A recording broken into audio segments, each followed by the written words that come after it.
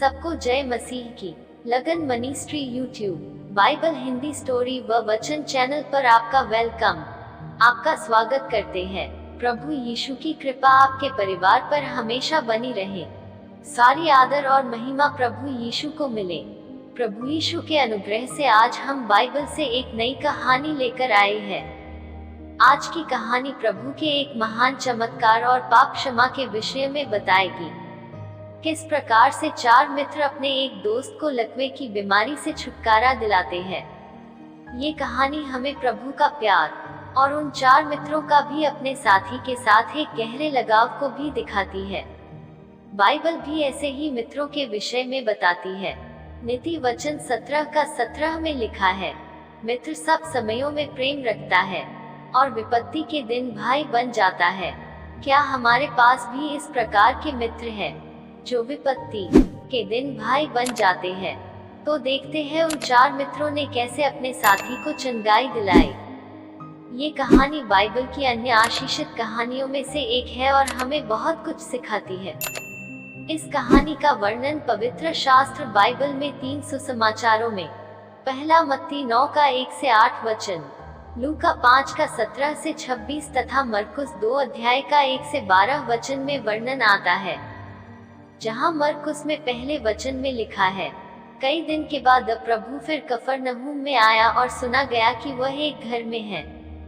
अपनी सेवकाई के आरंभ में यीशु गलील सागर तट के पास एक छोटे से गांव कफरनहूम में आया था। उसने हाल ही में बीमारों को चंगा करने और बुरी आत्माओं को बाहर निकालने के कई चमत्कार किए थे। गलील यीशु के कामों का केंद्र बन चुका था। गलील के लंबे सफर के पश्चात प्रभु वहां आराम करना चाहते थे। यीशु को सुनने और देखने के लिए सभी गांव वाले भी उत्सुक थे। वचन कहता है, सुना गया अर्थात शोर मच गया और ये खबर चारों ओर फैल गई कि यीशु वापस आया है और किसी घर में ठहरा है। वचन 2 में फिर इतने लोग इकट्ठे हुए कि द्वार के पास भी जगह नहीं मिली और वह उन्हें वचन सुना रहा था। हालेलुया।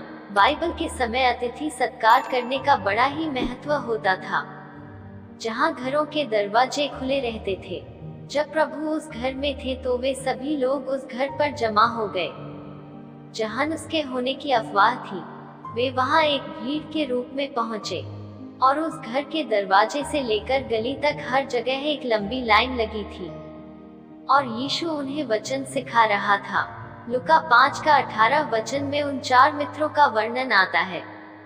वचन 18 में लिखा है, और देखो कई लोग एक मनुष्य को जो झोले का मारा हुआ था खाट पर लाए और वे उसे भीतर ले जाने और यीशु के सामने रखने का उपाय ढूंढ रहे थे। तो आइए हम उनके विषय जान लेते हैं कि वे क्यों इस प्रकार की कोशिश कर रहे थे। वहां पर उस रोगी के 4 मित्र ही थे और वह रोगी लकवे का मारा हुआ था। और कुछ इतिहासकार ये भी बताते हैं कि वह लकवे के साथ साथ मिर्गी के रोग से भी पीड़ित था। उसका शरीर उसके कंट्रोल में नहीं था। अचानक वह दर्द से झटपटाता और जमीन पर ही पड़ा रहता था। उसकी बहुत ही भयानक स्थिति थी। इस दर्द भरी जिंदगी से मृत्यु ही उसे बचा सकती थी। प्रभु के लोगों, इतनी पीड़ा दर्द होते हुए भी उसके पास उसके 4 मित्र रह रहे होंगे जो उसकी हर संभव मदद करते रहते होंगे। आज से पहले जब यीशु कफरनहूम में आया तो पता नहीं उसके मित्र किस कारण से प्रभु के पास उसको क्यों नहीं ला पाए थे। शायद उन 4 मित्रों में विश्वास की कमी घटी हो, पर अब तो वे जान गए होंगे कि यीशु के पास ही वो सामर्थ है जो उसके मित्र को चंगा कर सकती है।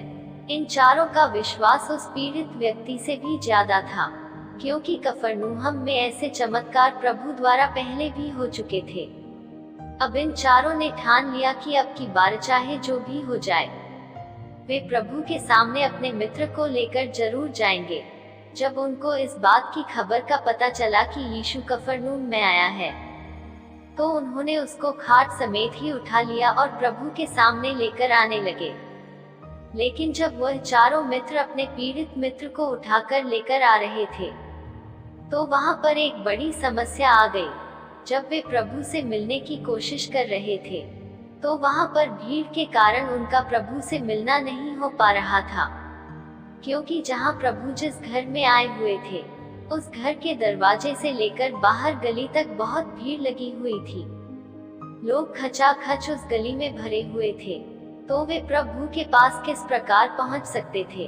उन्होंने प्रभु के पास पहुंचने का बहुत यत्न किया होगा, लेकिन वे प्रभु के पास पहुंच ना सके, क्योंकि उनको पता था कि उनके मित्र की समस्या का उत्तर तो केवल यीशु के पास ही है। क्या उन्होंने हार मान ही? क्या उन्होंने भीड़ के कम होने का इंतजार किया कि आओ हम बैठ जाते हैं, भीड़ कम हो जाएगी तब हम प्रभु के पास अपने मित्र को लेकर चल पड़ेंगे? लेकिन उनका विश्वास तो बहुत बड़ा था। उनको पता था कि हमें किसी न किसी हालत में प्रभु के पास पहुंचना ही होगा और अपने मित्र की इस दयनीय स्थिति व पीड़ा से आजादी दिलानी पड़ेगी। इतनी बड़ी भीड़ को देखकर उनका हौसला नहीं डींगा, तो उन्होंने आपस में बातचीत की होगी। इस प्रकार से तो हम प्रभु के पास पहुंचने में असमर्थ होंगे, हमें तो कुछ और ही यत्न करना पड़ेगा ताकि हम प्रभु के पास पहुंच सके। शायद उनमें से किसी एक ने सोचा होगा कि अगर हम कोई और दूसरा तरीका अपना ले तो हम प्रभु के पास पहुंच सकते हैं।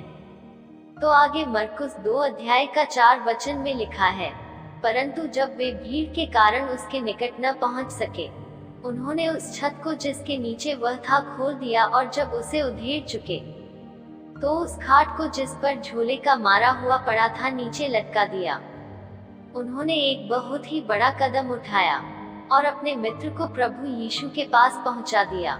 हालेलुया। वहां गांव में उस समय के घर सपाट छत वाले एक मंजिला घर बने होते थे, जो एक साथ सटे होते थे।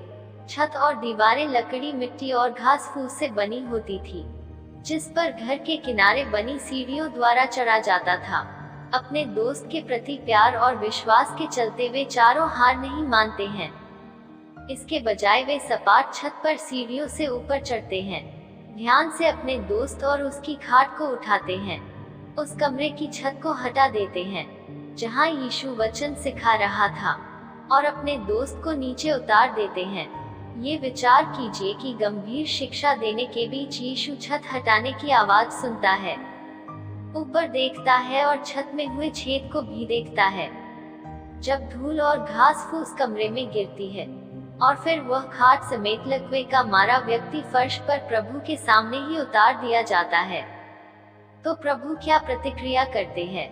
जायज है उनके ऊपर धूल मिट्टी गिर गई होगी और प्रभु का क्रोध हो जाना एक सामान्य बात होती, परंतु प्रभु तो दया से भरे हैं। प्रभु ना तो उन पर क्रोध हुए, ना चिल्लाए, बल्कि उनके विश्वास से आश्चर्यचकित जरूर हुए होंगे। यीशु की प्रतिक्रिया क्या थी जब प्रभु ने उस रोगी को अपने पांवों के पास पड़ा देखा? प्रभु ने उसके रोग को ही नहीं, बल्कि उस रोगी के मन की निराशा को और ऊपर खड़े उन 4 व्यक्तियों के विश्वास को भी देखा। तब प्रभु ने जान लिया ये रोग पहले से किए गए आत्मिक की पापों की सजा नहीं है, क्योंकि प्रभु ने यूहन्ना 9 अध्याय में जोर देकर कहा था कि मनुष्य के अपने पापों के कारण ही शारीरिक कष्ट आए, ऐसा नहीं हो सकता, परंतु प्रभु को उसकी आत्मिक कष्ट की ज्यादा चिंता थी। तभी मरकुस 2 का 5 वचन में लिखा है, तब यीशु ने उनका विश्वास देखकर उस झोले के मारे हुए से कहा, हे पुत्र, तेरे पाप क्षमा हुए। प्रभु ने एक छोटे प्यारे बेटे की तरह उसको कहा, मेरे बेटे, मैंने तेरे सारे पापों को क्षमा कर दिया है। प्रभु ने उस रोगी की प्रथम समस्या का समाधान कर दिया था। जैसे ही प्रभु उसको आगे कुछ बोलने ही वाले थे कि वहां पर कानाफूसी शुरू हो जाती है। वहां पर कुछ लोग ऐसे भी बैठे थे जो प्रभु के आलोचक थे, जैसा वचन में लिखा है। तब कई शास्त्री जो वहां बैठे थे अपने अपने मन में विचार करने लगे कि यह मनुष्य ऐसा क्यों करता है, यह तो परमेश्वर की निंदा करता है। परमेश्वर को छोड़ और कौन पाप क्षमा कर सकता है। शास्त्री शब्द का अर्थ है मूसा की व्यवस्था से प्यार करने वाले लोग। शास्त्रियों को व्यवस्था का गुरु समझा जाता था। सभी लोग उनका आदर सम्मान करते थे। सभाओं में भी उनके बैठने के स्थान निर्धारित होते थे और ये लोग प्रभु की हर बात की निगरानी रखते थे। जब यीशु ने उस रोगी व्यक्ति को कहा कि जा, तेरे पाप क्षमा हुए, वे लोग अपने मन में विचार कर रहे थे कि यह मनुष्य इस तरह की बात क्यों कर रहा है, वह तो परमेश्वर की निंदा कर रहा है। परमेश्वर को छोड़ किसी को भी पापों की क्षमा करने का अधिकार नहीं है। उनके विचारों में कुछ तो सच्चाई थी कि वे परमेश्वर पर विश्वास तो करते थे। वे लोग ये प्रश्न सीधे प्रभु से पूछ सकते थे, क्या तू ही परमेश्वर है? परंतु यीशु ने तुरंत ही अपनी आत्मा में जान लिया कि वे अपने मन में ऐसा विचार कर रहे हैं, और उनसे कहा, तुम अपने अपने मन में यह विचार क्यों कर रहे हो? जब यीशु ने उनके मनों के विचार को समझ लिया तो वे और ज्यादा परेशान हो गए। यह मनुष्य तो मनों की बात को भी जानता है। तब यीशु ने उनको कहा, सहज क्या है, क्या झोले के मारे से यह कहना कि तेरे पाप क्षमा हुए, या यह कहना कि खड़ा हो अपनी खाट उठाकर चल फिर? वास्तव में यह कहना आसान था कि जा तेरे पाप क्षमा हुए। यीशु ने आगे उनसे कहा, परंतु जिससे तुम जान लो कि मनुष्य के पुत्र को पृथ्वी पर पाप क्षमा करने का भी अधिकार है। पृथ्वी पर पाप क्षमा करने का अधिकार यीशु को ही था। बाइबल में प्रभु ने इस अधिकार का प्रयोग 3 बार किया था। अपने इस अधिकार को सत्य साबित करने के लिए प्रभु ने उस लकवे वाले व्यक्ति से तुरंत ही कहा, मैं तुझसे कहता हूँ, उठ, अपनी खाट उठाकर अपने घर चला जा। प्रभु के कहने के पश्चात हर किसी की आंख उस व्यक्ति पर लग गई कि अब क्या होगा। क्या यह रोगी ठीक हो जाएगा? क्या इसके पाप क्षमा होंगे? क्या यह अपनी खाट उठा पाएगा? सभी लोग कुछ समझ ही पाते। अगला वचन हमें बताता है, वह तुरंत ही उठा और अपनी खाट उठाकर और सबके सामने से निकलकर चला गया। इस पर वे सब चकित हुए और परमेश्वर की बड़ाई करके कहने लगे कि हमने ऐसा कभी नहीं देखा। हालेलुया। नए नियम में ही दूसरे चमत्कारों की तरह यह भी एक विश्वास दिलाने वाला चमत्कार था। तीनों सुसमाचारों के लेखकों ने अपनी अपनी प्रतिक्रिया अलग अलग दी है। लूका ने कहा, तब सब चकित हुए और परमेश्वर की बड़ाई करने लगे और बहुत डरकर कहने लगे कि आज हमने अनोखी बातें देखी हैं। फिर प्रभु वहां से निकलकर झील के किनारे गया और सारी भीड़ उसके पास आई और वह उन्हें उपदेश देने लगा।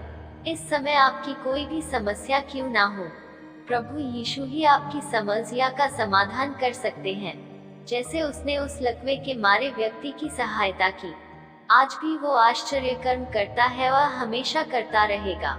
आमीन। हालेलुया। ऐसी ही सभी सच्ची कहानियों और वचनों को सुनने व देखने के लिए आप जुड़े रहे लगन ministry YouTube, Bible Hindi story और वचन चैनल पर, जहां पर आप बाइबल की सच्ची कहानियों व वचनों को देख और सुनकर अपने विश्वास को परमेश्वर में बनाए रखें। धन्यवाद। प्रभु यीशु की कृपा आप सब पर बनी रहे।